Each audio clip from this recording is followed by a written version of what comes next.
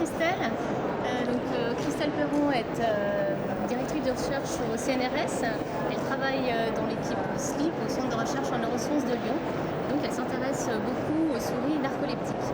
Alors Christelle, est-ce que tu peux nous faire un petit résumé de tes derniers travaux concernant notamment la physiopathologie du RBD chez la souris narcoleptique et en quoi finalement ce RBD de la narcolepsie diffère potentiellement du RBD idiopathique?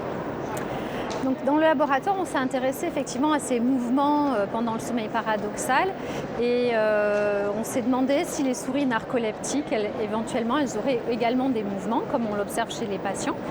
Et sachant que ces souris, leur seul défaut, entre guillemets, c'est d'être déficientes en orexine, voir si ça pouvait expliquer, cette déficience pouvait expliquer éventuellement cette pathologie. Et du coup, comme on a la chance d'avoir 2 modèles au laboratoire, un de souris narcoleptique et un modèle de souris RBD idiopathique, on a voulu comparer justement le muscle et voir si on voyait des similitudes ou des différences.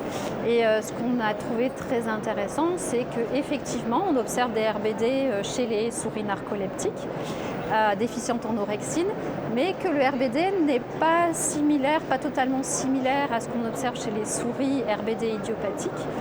Et donc on analyse un peu, on a analysé le muscle pour vraiment le caractériser. Et finalement, ce qui est très intéressant, c'est qu'on observe des similitudes avec ce qui est décrit dans la clinique, avec une variabilité importante entre souris, mais aussi une différence nette entre RBD dans la narcolepsie et RBD idiopathique. Très bien. Je pense que ça donnera envie à tout le monde d'aller voir ta conférence en replay